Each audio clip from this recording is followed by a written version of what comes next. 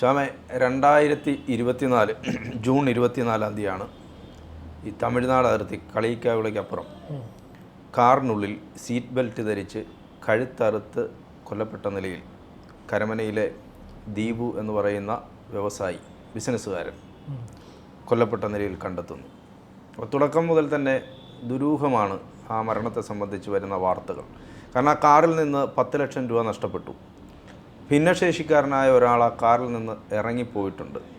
ഇയാൾ ഈ കോയമ്പത്തൂരിലേക്ക് പോവുകയാണ്, JCB വാങ്ങിക്കാൻ വേണ്ടി കോയമ്പത്തൂരിലേക്ക് പോകുന്നു എന്ന് പറഞ്ഞിട്ടാണ് വീട്ടിൽ നിന്ന് ഇറങ്ങി 10 ലക്ഷം രൂപയായിട്ട് വീട്ടിൽ നിന്ന് പോയത്.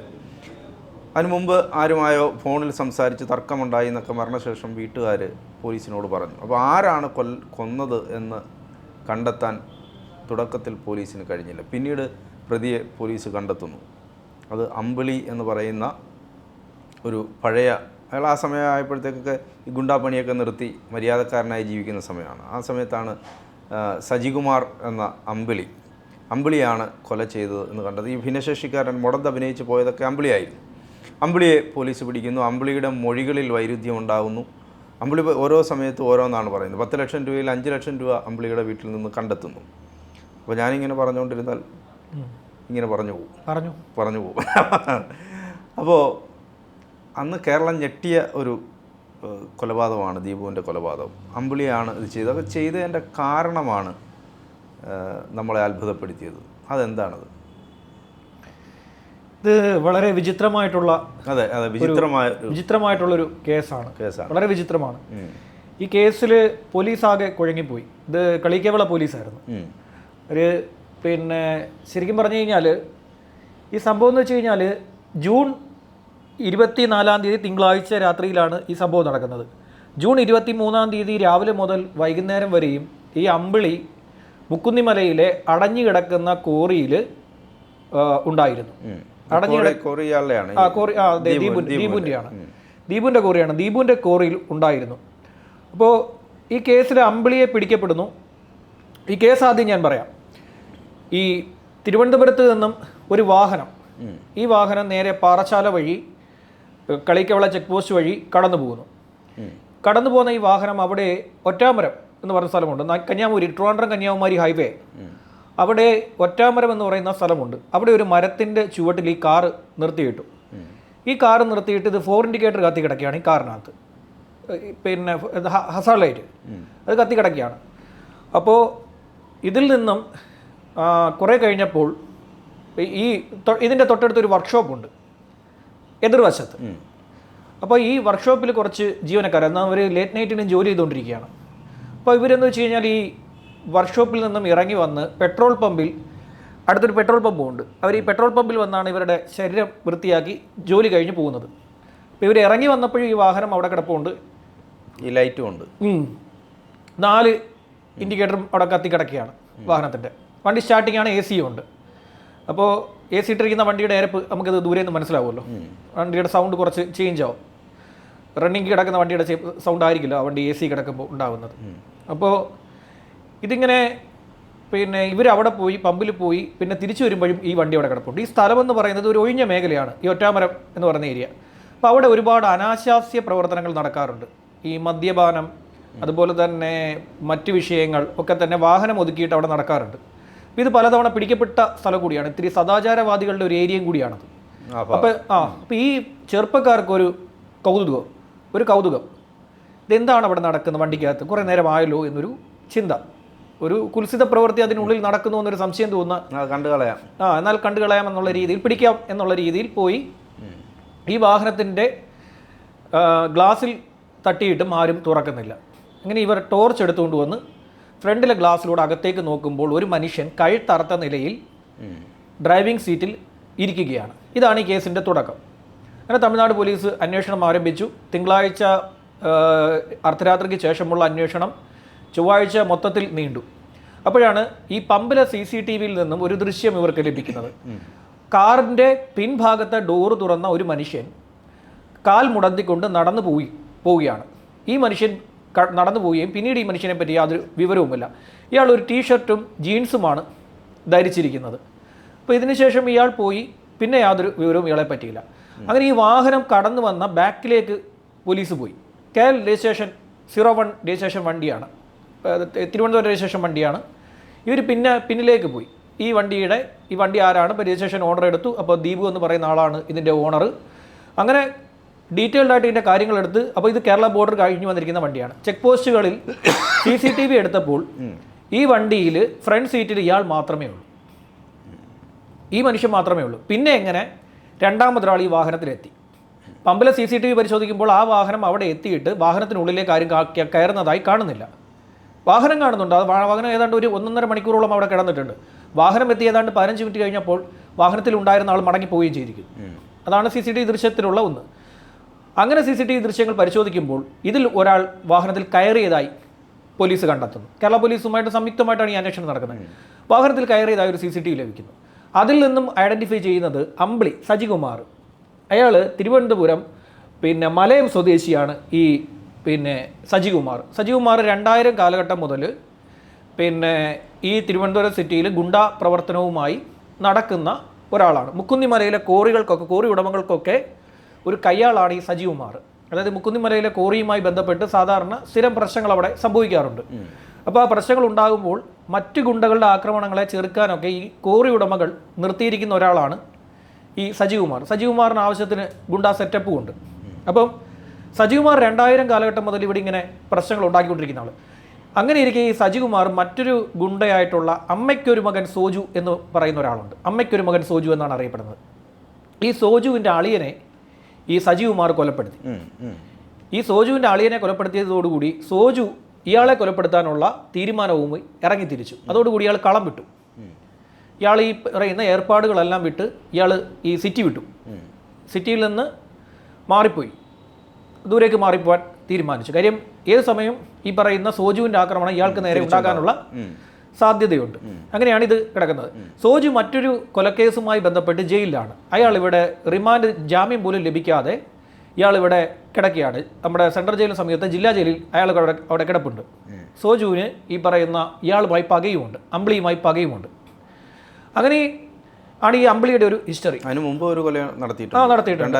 അതെ അതെ, മൊട്ടയാനിയെ കൊലപ്പെടുത്തിയിട്ടുണ്ട്. അതിനുശേഷം അതിന്റെ ഒരു ബാക്കിയാണ് ഈ പറയുന്ന അളി. അതെ, ഈ എനിക്കൊന്നു സോജുവിന്റെ അളിയനാണ് മൊട്ടയാനി എന്ന് തോന്നുന്നു. അതാണ് എൻ്റെ ഓർമ്മ. അതായിരിക്കും, അതല്ലെങ്കിൽ തെറ്റിപ്പോയെങ്കിൽ ക്ഷമിക്കണം. അതൊക്കെ പഴയ കേസുകളാണ്, പഴയ കഥയാണ്. ഇപ്പൊ ചിലതൊക്കെ പറയുമ്പോഴത്തേക്ക് നമ്മൾ ഓർമ്മ കിട്ടത്തില്ല. നാടുപൊത്തം കൊണ്ടുകളാണ്. അതുകൊണ്ട് തന്നെ നമുക്ക് എല്ലാവരും മറ്റേത് പാറശാല ബിനു എന്ന് പറയുന്നതാണ് കൂട്ടുകാരൻ അല്ലേ. അങ്ങനെ ഇയാളെ ഐഡന്റിഫൈ ചെയ്തു. അപ്പോൾ ഇങ്ങനെ ഒരു ക്രിമിനൽ പശ്ചാത്തലമുള്ള ഒരാളാണ് കയറിയിരിക്കുന്നത്. അങ്ങനെ ഇയാളെ ബുധനാഴ്ച ഇയാളെ പിടികൂടിയ തമിഴ്നാട് പോലീസ് ഇയാളെ ചോദ്യം ചെയ്തപ്പോൾ ഇയാൾ പറഞ്ഞ മൊഴിയാണ് ഇതിൽ ഏറ്റവും വിചിത്രം. അതായത് ദീപു എന്ന് പറയുന്ന കരമന സ്വദേശിയായിട്ടുള്ള അയാളുടെ കുടുംബം എന്ന് പറയുന്നത് മലയങ്കീഴാണ്. അപ്പം ഈ മനുഷ്യൻ കൊട്ടേഷൻ തന്നു തനിക്ക്. കൊട്ടേഷൻ ഇതാണ്: വേദന അറിയിക്കാതെ എന്നെ കൊല്ലണം. അതാണ് കൊട്ടേഷൻ. അതിനാണ് ജൂൺ 23-ാം തീയതി ഞായറാഴ്ച ഇവർ മുക്കുന്നിമലയിലെ കോറിയിൽ ഇതിനാണ് ഒത്തുകൂടിയിരിക്കുന്നത്. 10 ലക്ഷം രൂപയാണ് കരാർ പ്രകാരം നൽകുന്നത്. എന്തിന് ഈ പറയുന്ന ദീപുവിനെ കൊല്ലണമെന്ന് വെച്ച് കഴിഞ്ഞാൽ ദീപുവിന് ഇൻഷുറൻസ് തുകയുണ്ട് അത്രേ. ഇത് ഈ ദീപു ഇയാൾക്ക് കൊടുത്തിരിക്കുന്ന മൊഴിയാണ്. ആ മൊഴിയല്ല, ഇയാളോട് പറഞ്ഞിരിക്കുന്ന കാര്യമാണ്. അത് ഇയാൾക്ക് അറിയുള്ളൂ, ഈ അമ്പിളിക്ക് അറിയത്തുള്ളൂ. 1 CR മേളിലാണ് ഈ ഇൻഷുറൻസിൻ്റെ തുക. ഇയാൾ മരിച്ചാൽ ഈ തുക ഈ പറയുന്ന ദീപുവിൻ്റെ കുടുംബത്തിന് കിട്ടും. അപ്പോൾ കടബാധ്യതയിൽ നിന്ന് കുടുംബത്തെ രക്ഷിക്കാൻ വേണ്ടി ഒരു കൊട്ടേഷൻ. ഇതൊരു എന്താ പറയുക, ഒരു പഴയൊരു സിനിമയുണ്ട്, കാക്കയ്ക്കും പൂച്ചയ്ക്കും കല്യാണം എന്നാണ് അതിൻ്റെ പേര്. അപ്പോൾ ഇതിൽ ദിലീപ് ഒരു ഗുണ്ട, കൊച്ചി ഹനീഫയാണ് ഗുണ്ടയ്ക്ക് കൊണ്ടുപോയി കൊട്ടേഷൻ കൊടുക്കും, തന്നെ കൊലപ്പെടുത്തണം. അതിന് കൊട്ടേഷൻ കൊടുക്കുന്നത്. അതേപോലെ കേരളത്തിലെ ഏറ്റവും വ്യത്യസ്തമായിട്ടുള്ള, തമിഴ്നാട്ടിൽ നടന്ന ഏറ്റവും ഡിഫറൻ്റ് ആയിട്ടുള്ള സ്വന്തം മരണത്തിന് വേണ്ടി ഒരാൾക്ക് 10 ലക്ഷത്തിൻ്റെ കൊട്ടേഷൻ കൊടുക്കുക. ഇതാണ് കേസിലെ ഒരു സാധനം. അതായത് ഈ കൊടുത്തിരിക്കുന്ന മൊഴി ഞെട്ടിപ്പിച്ച ഒരു സാധനമാണ്. അപ്പോൾ അങ്ങനെയാണ് ഇയാൾ ഈ ഇവിടെ നിന്ന്, അതായത് പടന്താമൂട്ടിലെ സുനിൽകുമാർ എന്ന് പറയുന്ന ആളുടെ കടയിൽ നിന്നും സർജിക്കൽ ബ്ലേഡ്, ക്ലോറോഫോം, ഈ പറയുന്ന ഇഞ്ചക്ഷൻ ചെയ്യാനുള്ള നീഡിൽ, ഗ്ലൗസ്, ഇത്രയും സാധനങ്ങളും മേടിച്ചത്. അപ്പോൾ സുനിൽകുമാർ ഈ പടന്താമൂട്ടിലെ ഈ പറയുന്ന മെഡിക്കൽ സ്റ്റോറിനെ സംബന്ധിച്ചിടത്തോളം ഇതങ്ങനെ കൊടുക്കാൻ പറ്റില്ല. അത് ഡോക്ടറുടെ പ്രിസ്ക്രിപ്ഷൻ വേണം. അല്ലാതെ ഈ സാധനം ക്ലോറോഫോം ഒന്നും എടുത്ത് ആർക്കും കൊടുക്കാൻ പാടില്ല. പക്ഷെ ഇതൊക്കെ ഈ പറയുന്ന ഇയാൾക്ക് കിട്ടി. ഇയാൾക്ക് ഇത് എങ്ങനെ കുത്തിവെക്കണമെന്നും പഠിപ്പിച്ചു കൊടുത്തു സുനിൽകുമാർ. പക്ഷേ സുനിൽകുമാറിന് അറിയില്ലായിരുന്നു ഈ ഇതുപോലൊരു കൊലപാതകം നടത്താനെന്നാണ് സുനിൽകുമാറിൻ്റെ മൊഴി. ദീപുവിനെ കൊല്ലാനാണ് ഇതുപോലെ ഈ സാധനം വാങ്ങിച്ചതെന്ന് അറിയില്ലായിരുന്നു. അപ്പോൾ അങ്ങനെയാണ് അയാളുടെ മൊഴി. അങ്ങനെ ഇത് കാറിൽ നിർത്തി ഈ ഫ്രണ്ടിൽ ആരും ഇല്ല എന്ന് CCTV, അതായത് ചെക്ക് പോസ്റ്റിലെ CCTV കാണാൻ കാരണം ദീപുവിൻ്റെ പിൻഭാഗത്താണ് ഇയാൾ ഇരിക്കുന്നത്.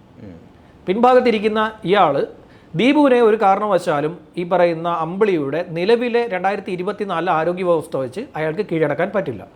കാര്യം ഇയാൾ വിവിധ രോഗങ്ങളാൽ അവശനാണ്, അനാരോഗ്യമുണ്ട്. 56 വയസ്സേ ഉള്ളെങ്കിലും അയാൾ രോഗങ്ങളുമായി ബന്ധപ്പെട്ട് അവശനായ ജീവിക്കുന്ന അവസ്ഥയിലാണ് അയാളുള്ളത്. അപ്പോൾ അങ്ങനെ ഒരാൾക്ക് ഒരു കാരണവശാലും ദീപുവിനെ കീഴ്പ്പെടുത്തുക എന്ന് പറയുന്നത് എളുപ്പമല്ല. മാത്രമല്ല ഒരാൾ സുഹൃത്താണ്, ഇവർ രണ്ടുപേരും സുഹൃത്തുക്കളാണ്. ദീപു ഈ പറയുന്ന അമ്പിളി എന്ന് പറയുന്ന സജികുമാറും സുഹൃത്തുക്കളാണ്. അപ്പോൾ സജികുമാർ എങ്ങനെ സുഹൃത്തായിരിക്കെ സജികുമാർ എങ്ങനെ അമ്പിളിയുടെ വാഹനത്തിൻ്റെ പിൻഭാഗത്ത് കയറി?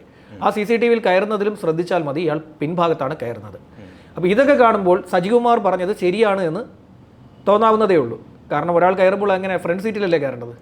ബാക്ക് സീറ്റിൽ കയറി ഇത്രയും വലിയൊരു മുതലാളിയുടെ ബാക്ക് സീറ്റിൽ കയറി ഒരു ഗുണ്ട മുതലാളിയെ ഡ്രൈവറാക്കി ഇരുത്താൻ പാടില്ലല്ലോ. മാത്രമല്ല ദീപു തന്നെയാണ് ആ വാഹനം ഒതുക്കി കൊടുക്കുന്നത്. ദീപു തന്നെ ആ വാഹനം ഒതുക്കി കൊടുത്തു. അപ്പോൾ ഇയാൾ പറയുന്നത്, അമ്പിളി പറയുന്ന ഒരു കാര്യം, ദീപു വാഹനം ഒറ്റാമരത്ത് ഒതുക്കി. ഇത് കേരളത്തിൽ വെച്ച് നടത്താനാണ്, ഈ കൊലപാതകം നടത്താനാണ് തീരുമാനിച്ചിരുന്നത്, ദീപുവിനെ കൊലപ്പെടുത്താൻ. പക്ഷേ ദീപുവിനെ കേരളത്തിൽ തിരുവനന്തപുരത്ത് വെച്ച് കൊലപ്പെടുത്തി കഴിഞ്ഞാൽ ഈ പറയുന്ന സജീവകുമാറിനെ കൊണ്ടുപോകുന്നത് ഈ തിരുവനന്തപുരത്തെ ജയിലിലേക്ക്, സെൻട്രൽ ജയിലിന് സമീപത്തുള്ള ജില്ലാ ജയിലിലേക്കാണ്. അവിടെ ഈ അമ്മയ്ക്കൊരു മകൻ കിടപ്പുണ്ട്. അവന് അവിടെ അത്യാവശ്യം ഗുണ്ടാ സെറ്റപ്പും ഉണ്ട്. ആ ജയിൽ ഭരിക്കുന്ന അയാളാണ്. അപ്പോൾ ഇയാൾ അവിടെ ചെന്ന് കഴിഞ്ഞാൽ ഇയാളെ അവർ കൈവെക്കും. അതുകൊണ്ടാണ് അതിർത്തി കിടന്ന് തമിഴ്നാട്ടിൽ ഈ പറയുന്ന സംഭവം നടത്തി കഴിഞ്ഞാൽ പിടിക്കപ്പെട്ടാലും നാഗർകോവിൽ ജയിലിലേക്കേ കൊണ്ടുപോയുള്ളൂ. അതാണ് പറയുന്ന അതിർത്തിക്ക് അപ്പുറമുള്ള കേസുകളുടെ ഒരു പ്രത്യേകത. അതിനുവേണ്ടിയാണ് തമിഴ്നാട്ടിൽ പോയി ക്രൈം നടത്തിയത്. പിടിക്കപ്പെട്ടാലും ഇങ്ങനെ ഒരു സംഭവം ഉണ്ടായിരിക്കണം എന്നുള്ളത്.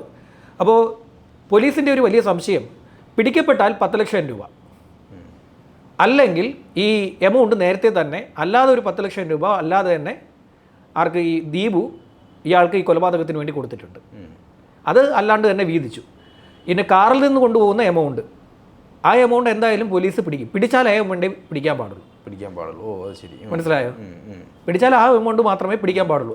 ആ എമൗണ്ട് ജോലിക്കുള്ള കൂലി നേരത്തെ വാങ്ങിച്ചിട്ടുണ്ടെന്നാണ് തമിഴ്നാട് പോലീസിന്റെ ഇക്കാര്യത്തിലൊരു നിഗമനം.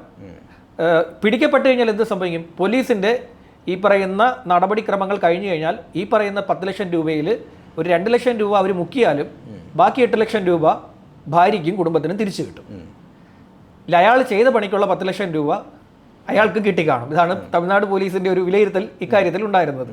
അപ്പോൾ ഇങ്ങനെയാണ് ഇതിന്റെ ഒരു ഓപ്പറേഷൻ എന്നാണ് അവർ സംശയിക്കുന്നത്. പിന്നെ സുനിൽകുമാറിനൊക്കെ വെറുതെ വിട്ടെന്നാണ് എൻ്റെ ജാമ്യം കൊടുത്ത് പറഞ്ഞു വിട്ടെന്നാണ് അറിഞ്ഞത്. പിന്നെ പോലീസ് അവിടെ കന്യാകുമാരി SP-യുടെ ഒരു വാർത്താ സമ്മേളനം ഒരിക്കൽ നടന്നപ്പോൾ അദ്ദേഹം പറഞ്ഞു, ഇതിൽ ഈ പറയുന്ന അമ്പിളിക്ക് മാത്രമാണ് ഇതിൽ പങ്ക്, ബാക്കി ആരും ഇതിൽ പങ്കില്ലെന്നൊക്കെ അദ്ദേഹം അന്ന് വിശദീകരിക്കുന്നത് കണ്ടിരുന്നു. അങ്ങനെ കാർ നിർത്തിയ ശേഷം ഒറ്റാമരത്ത് കാർ നിർത്തിയ ദീപു സീറ്റ് ബാക്കിലായിട്ട് ചരിച്ചിട്ട് കൊടുത്തു. ഇത് അമ്പിളി പറയുന്നതാണ്. ചരിച്ചിട്ട് കൊടുത്തു. ഇയാൾ നേരത്തെ പഠിച്ച പ്രകാരം ക്ലോറോഫോം കുത്തിവെച്ചു. ഇതിനുശേഷം ഗ്ലൗസ് ഇട്ടാണ് ഇത് കുത്തിവെക്കുന്നത്. അതിനുശേഷം സർജിക്കൽ ബ്ലേഡ് വെച്ച് കഴുത്തറത്ത് കൊല നടത്തുകയും നേരത്തെ പറഞ്ഞ കരാർ പ്രകാരമുള്ള തുകയുമായി താൻ തിരിച്ചു പോവുകയും ചെയ്തു. ഇതിൽ 7.5 ലക്ഷം രൂപ ഈ അമ്പിളിയുടെ വീട്ടിൽ നിന്ന് തമിഴ്നാട് പോലീസ് കണ്ടെത്തിയെന്ന് കേരള പോലീസ് വിശദീകരിക്കുകയും എന്നാൽ തങ്ങൾക്ക് കിട്ടിയത് 5 ലക്ഷമാണെന്ന് തമിഴ്നാട് വിശദീകരിക്കുകയും ചെയ്ത ഒരു വ്യത്യസ്തമായിട്ടുള്ള കേസാണ്. മനസ്സിലായോ? അതിനിടയിൽ ആരോ മുക്കിക്കൊണ്ടു. കേരള പോലീസ് പറഞ്ഞു ഇതിൽ 7.5 ലക്ഷം രൂപയാണ് ഇത് കൊണ്ടുപോയിരിക്കുന്നത്. പക്ഷേ തമിഴ്നാട് പോലീസ് പറഞ്ഞു 7.5 അല്ല 5 കിട്ടിയുള്ളത്. എന്തായാലും ഈ കേസിന്റെ ഒരു മനുഷ്യ ചിരിക്കാൻ പാടില്ല. അപ്പോൾ ഈ കേസിന്റെ ഒരു പ്രത്യേകത ഏതാണ്? ഒരാൾ, അതായത് പ്രതിയുടെ മൊഴി പ്രകാരം, അങ്ങനെ പ്രതിയുടെ മൊഴി ശരിയാണ് എന്ന് പരിശോധിക്കുക. അതൊക്കെ ഇത് കോടതി കിടക്കുന്ന കേസാണ്. അപ്പോൾ അതുകൊണ്ട് കോടതി തന്നെ തീരുമാനിക്കേണ്ട, നമ്മളതിനെക്കുറിച്ച് കൂടുതൽ പറയാൻ പറ്റില്ല. അപ്പം അങ്ങനെയാണെങ്കിൽ സജീവകുമാർ പറഞ്ഞത് ശരിയാണെങ്കിൽ അപൂർവങ്ങളിൽ അപൂർവമായിട്ടുള്ള ഒരു സംഭവമാണിത്. അതായത് ഒരാൾ ഭരിക്കുവാൻ വേണ്ടി കൊട്ടേഷൻ കൊടുത്തു, തന്നെ കൊല്ലുവാൻ ഒരു ഗുണ്ടയ്ക്ക് കൊട്ടേഷൻ കൊടുത്ത ഒരാൾ എന്ന രീതിയിൽ പരിഗണിക്കപ്പെടുന്ന വ്യത്യസ്തമായ ഒരു കേസാണിത്. മാത്രമല്ല അമ്പിളി പോലീസ് ഉദ്യോഗസ്ഥനായി റിട്ടയർഡ് ചെയ്യേണ്ട ആളായിരുന്നു. SI ആകേണ്ട ആളായിരുന്നു. SI ടെസ്റ്റ് പാസ്സായി ലിസ്റ്റിൽ ഉൾപ്പെട്ട് അഡ്വൈസ് മെമ്മോ കയ്യിൽ കിട്ടിയ ആളാണ് ഈ അമ്പിളി. അമ്പിളി ചാലയിൽ ഒരു അടി ഉണ്ടാക്കി ഈ SI ടെസ്റ്റ് പിന്നെ ടെസ്റ്റിന് ഇല്ല അഡ്വൈസ് മെമ്മോ കിട്ടിയിരിക്കെ ജോലിക്ക് പ്രവേശിക്കേണ്ട അമ്പിളി ചാലയിൽ ഒരു അടി ഉണ്ടാക്കി. ആ അടിയിൽ ഇയാൾ ക്രൈം കേസിൽ പ്രതിയായതോടുകൂടി പോലീസ് ഈ റിപ്പോർട്ട് ഇയാൾ കുറ്റവാളിയാണ് എന്ന് കാണിച്ചുകൊണ്ട് റിപ്പോർട്ട് കൊടുത്തു. അതോടുകൂടി പോലീസിനോടും എൻ്റെ സംവിധാനത്തോടും ഈ അമ്പിളിക്ക് പകയായി. വളരെ മിടുക്കനായിട്ടുള്ള പഠിക്കാൻ വളരെ മിടുക്കനായിരുന്നു അമ്പിളി. അമ്പിളിയുടെ കഥ ഒരുമാതിരിയൊക്കെ കിരീടം എന്ന് പറയുന്ന സിനിമയെ സ്വാധീനിച്ചിട്ടുണ്ട്. ഉണ്ടെന്നല്ല, സിനിമയെ സ്വാധീനിച്ചിട്ടുണ്ട് അമ്പിളിയുടെ കഥ. അമ്പിളിയുടെ കഥ പറയാം. ശരി.